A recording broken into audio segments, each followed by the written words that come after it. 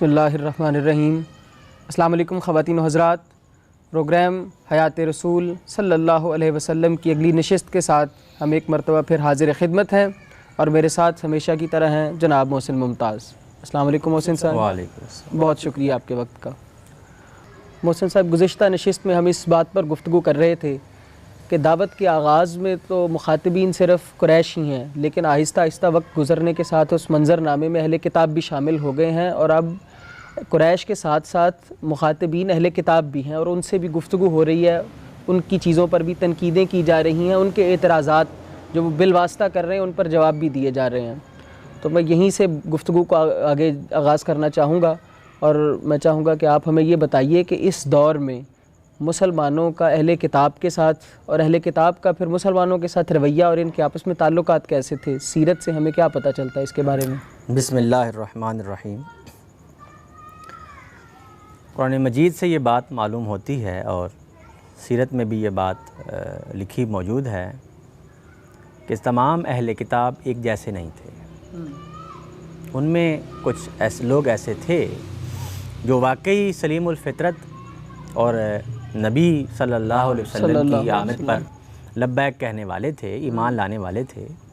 अल्लाह ताला ने उनकी बात को, उनके जो एहसासात हैं उसको अपनी किताब में बयान किया है। सूरह अनकबूत है। अल्लाह ताला फरमाता है, बल हुआ आयातुम बय्यिनात फ़ी सुदूरिल्लज़ीना ऊतुल इल्मा वमा यजहदु बि आयातिना इल्ला ज़ालिमून। बल्कि ये तो खुली हुई आयात हैं। कुरान मजीद की बात हो रही है। ये खुली हुई आयात हैं उन लोगों के सीनों में जिन्हें इल्म अता हुआ है। यानी ये जो बात बयान करता है इसकी तस्दीक उनके सीनों में है जो अहले किताब हैं।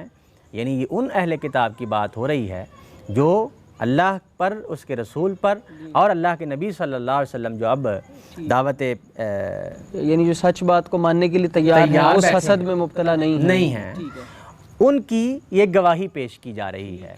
और कुरैश को अहले किताब की तरफ से भी गवाही मिलना, उनका ईमान लाना, ज़ाहिर है अहले किताब में से भी ईमान लाए, मसीही भी लाए हैं और अल्लाह के नबी सल्लल्लाहु अलैहि वसल्लम पर, कुरान मजीद पर ईमान लाए हैं।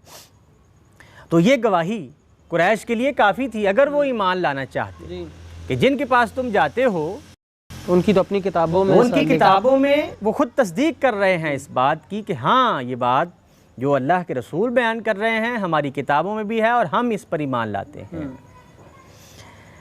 उन लोगों के सीनों में जिन्हें इल्म अता हुआ है, ये खुली हुई आयात हैं और हमारी आयात का बस वही लोग इनकार कर रहे हैं जो अपनी जानों पर जुल्म ढाने वाले हैं।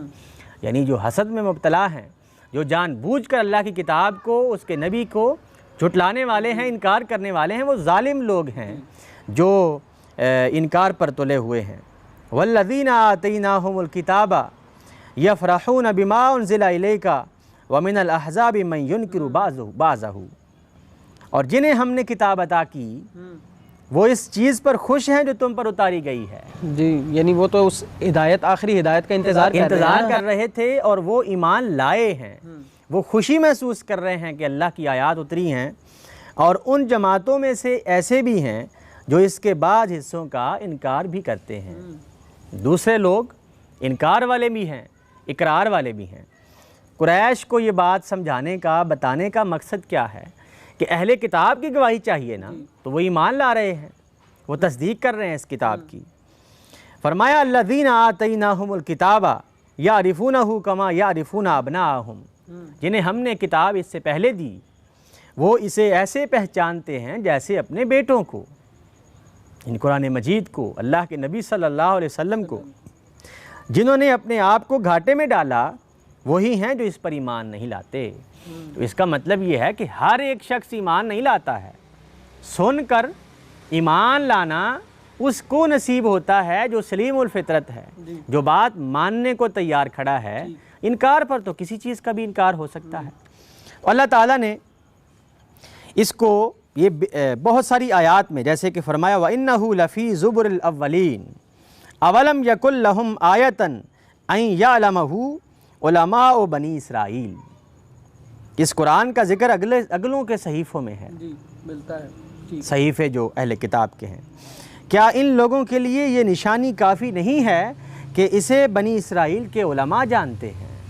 ये कुरैश के लिए निशानी काफ़ी नहीं है ये बात तस्लीम करने के लिए कि अहले किताब के उलमा इस किताब को, इस नबी को जानते हैं, यानी उसकी उनकी आमद का जो है वो पेशीन गोई हुई है, तज़किरा वो कर रहे हैं, वो ईमान ला रहे हैं इस बात पर।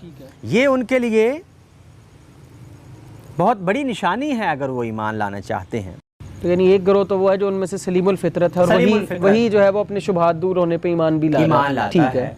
कुरान मजीद पर ईमान ला रहा है, आयात सुनता है तो आंसू बह निकलते हैं। नजाशी जैसे ईमान लाया है बादशाह होने के बावजूद, तो बादशाह होने के बावजूद भी ईमान लाया है, और ये अपने इलाके के सरदार हैं, को मुल्क के बादशाह नहीं हैं, लेकिन फिर भी ईमान नहीं ला रहे हैं। ये रवैयों का फ़र्क है। अल्लाह ताला ने कुरान मजीद में रवैयों पर जो बात की है अहले किताब की, वो ये रवैया है जो उनके दो गिरोह में पाया जाता था।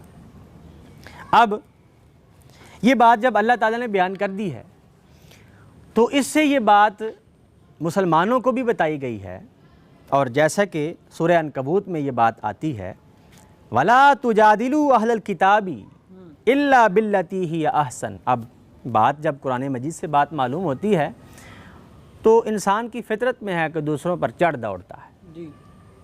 बात पता लग गई है, अब उनके साथ मुनाजरे मुजादले, तो अल्लाह ताला ने ये बात रोक दी, वला तुजादिलू अहलल किताब। ये मक्की दौर में यानी उनसे, हाँ, ये सूरह अनकबूत है, मक्की सूरत, कि अहले किताब से कोई मुजादला मुनाजरा नहीं करना। यानी ये पता चलता है कि उस वक़्त ही कोई राब्ता और ताल्लुकात शुरू हो गए थे, यानी दावत भी। बिल्कुल, अब दावत मक्के में नहीं रही बल्कि मदीने के अहले किताब तक भी पहुंच गई, और वो गुफ्तगू जारी है, वो गुफ्तगू हो रही है, बिल वास्ता भी हो रही है, बिला वास्ता भी हो रही है। अच्छा, तो अब फरमाया अहले किताब से बहस ना करो, मगर इस तरीके पर। तासुर तो यही है ना कि उनसे जो है वो दावत का सिलसिला शुरू वहीं हुआ है, यानी जब मदीने गए हैं तो तब को राब्ता हुआ है, इससे पहले हो गया है। ठीक है, जब कुरैश ने उनसे मुखालफत के लिए सवालात मांगे हैं, ज़िच करने के लिए, दावत को रोकने के लिए, तो अल्लाह के नबी सल्लल्लाहु अलैहि वसल्लम को के साथ अहले किताब जो हैं वो राब्ते में हैं इस तरह से कि अल्लाह ताला उनको बिलवास्ता तरीके से हिदायत पहुंचा रहा है, उनके सवालात का जवाबात दे रहा है। लेकिन इस आयत से तो पता चल रहा है कि बराह रास्त भी को गुफ्तगू शुरू हो गई है। अब उनकी कि मुसलमान हैं, अहले किताब हैं, आपस में कोई ताल्लुकात होंगे, कोई मेल जोल होगा, कोई आना जाना होगा, यसरब में ज़ाहिर जाते होंगे लोग, तो मुसलमानों को ये हिदायत की गई है कि कोई मुनाजरा मुजादला नहीं करना है। ठीक है, जो बुनियादें कॉमन हैं उन पर डिस्कशन करनी है, तौहीद पर, रिसालत पर, आखरत पर, ईमानियात पर, बुनियादी चीज़ों पर जो मुश्तरकात हैं उनकी तरफ आओ ताकि ईमान लाने में आसानी हो। हमें ये भी बात मालूम होती है कि अगर दो मुखालिफ ग्रोह हैं तो उनमें कॉमन चीज़ से शुरू करना चाहिए ताकि बात आगे बढ़े और ईमान लाना उनके लिए आसान हो जाए। किसी की गलती है तो वो वाज़े हो जाएगी। तो अहले किताब से बहस ना करो मगर इस तरीके पर जो बेहतर है, बजुज़ उनके जो उनमें से जालिम हैं, और कहो कि हम ईमान लाए इस चीज़ पर जो हम पर नाजिल हुई और उस पर जो तुम्हारी तरफ उतारी गई, और हमारा और तुम्हारा माबूद एक ही है और हम उसी की फर्मा बरदारी करने वाले हैं। ये बात कि तुम ये कहो कि तुम उस पर भी ईमान रखते हो जो तुम्हारी तरफ उतारा गया है और उस पर भी जो तुमसे पहले उतारा गया था, तो ये बात उनको समझने में मदद देगी कि ये कोई तासुब इख्तियार नहीं किए हुए, कोई ज़िद और हट दर्मी वाले नहीं हैं, बल्कि मानने वाले हैं। हम तो यानी तुम्हारी सारी चीज़ों को भी, तुम्हारी किताबों को पर भी ईमान रखते हैं और अपनी उतारी हुई चीज़ पर भी ईमान रखते हैं। वो बनी इसराइल थी, ये बनी इस्माइल हैं, तो हम बिला तफरीक, और ये एक ही तसलसल है, एक ही सिलसिला है, बनी इस्माइल के अंबिया हों या बनी इसराइल के अंबिया हों या बनी इस्माइल के अब नबी हों, हम बिला तफरीक ईमान रखते हैं। ये बात उनको बताने का मकसद ही ये था कि कॉमन ग्राउंड से बात शुरू होकर अहले ईमान जो है उनमें भी अहले ईमान पैदा हों, जो नहीं मान रहे उनमें भी ईमान की रमक पैदा हो। फिर ये कि कुरैश को ये हिदायत की गई कि अगर तुम्हें कोई मसला हो इस जो वही आ रही है अब इससे, कोई सवालात हों, किसी इश्काल का जवाब चाहिए हो, तो क्या करो, वमा अरसलना मिन क़ब्लिका इल्ला रिजालन नूही इलैहिम फस्अलू अहला ज़िक्र इन कुंतुम ला तालमून। हमने इससे पहले भी इंसान मर्दों पर वही उतारी थी। अगर तुम्हें कोई शक हो, कोई परेशानी हो इस बात से कि वही कैसे आ गई है कि इंसान पर, तो अहले किताब से जाकर पूछ लो अल्लाह ताला अंबिया पर वही कैसे नाजिल करता है। कि यानी पहले भी इंसानों पे ही आती रही है, पहले भी ऐसे ही नबी वही आती कोई फरिश्ता नहीं, ऐसे ही नबी आते रहे हैं।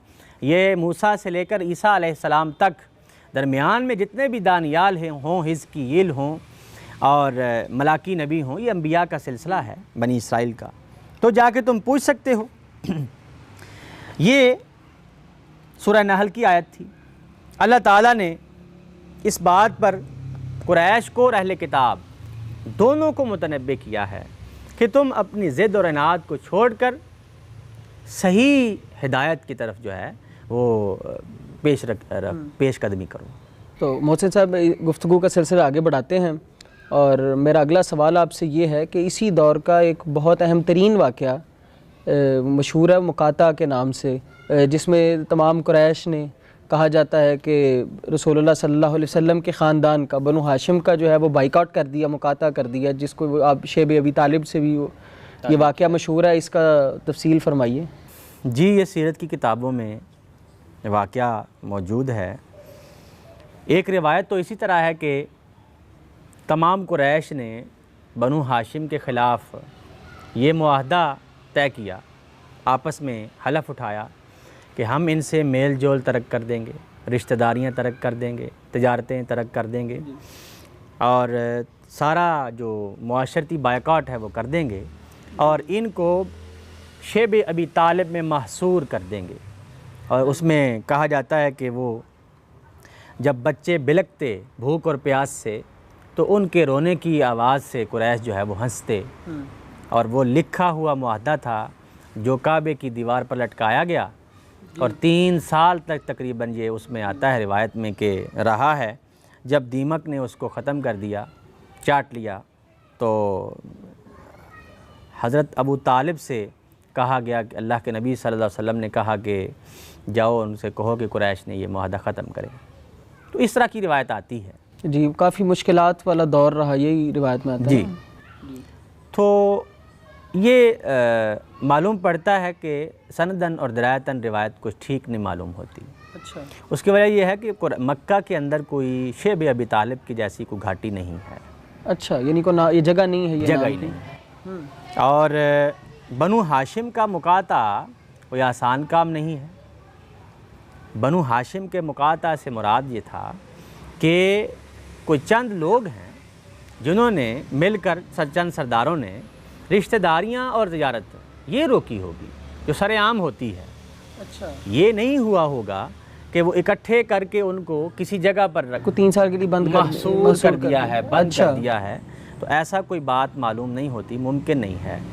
वो उसकी वजह यह है कि सही मुस्लिम में एक रिवायत आती है, अल्लाह के नबी सल्लल्लाहु अलैहि वसल्लम जब हज कर रहे हैं तो उसमें ये फरमाते हैं कि कल हम बनु किनाना की ऐसी घाटी में उतरेंगे जहाँ पर कुफर ने मिलकर इस्लाम के ख़िलाफ़ ये हलफ उठाया था कि हमें ये जब तक आप अल्लाह के रसूल सल्लल्लाहु अलैहि वसल्लम नहीं दे देते तब तक हम तुमसे मुकाता किए रखेंगे।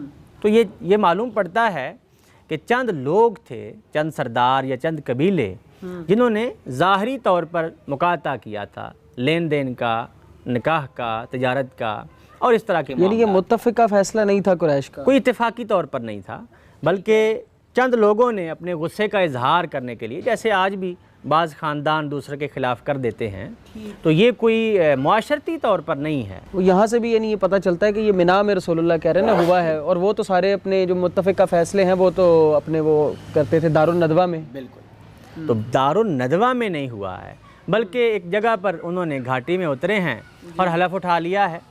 तो ये मुआशरती तौर पर नहीं मालूम होता। और वहाँ के वो नेक दिल सरदारों के बारे में हमें मिलता है कि वो इसकी मुखालफत भी आती रहती थी, मुखालफत भी आ रही है। और इसमें जैसे कि शेब अबी तालिब वाली रिवायत में आता है कि साद बिन अबी वकास जो थे वो उसमें शामिल थे, हालांकि वो बनु हाशिम से नहीं थे। तो ये बात दिरायतन और तारीख़ी एतबार से दुरुस्त मालूम नहीं होती कि मुकाता जो है वो इस लिहाज से किया गया है। ये इस मुकाता जो है वो मेरा ख़्याल है कि इतना कुछ ज़्यादा देर नहीं रहा, बल्कि कुछ चंद अरसा ही रहा है। और उसके बाद कुरैश ने जब ये महसूस किया होगा कि इससे भी दाल नहीं गल रही, इससे भी बात नहीं बन रही, तो उन्होंने दावती मुसालहत की कोशिश की है।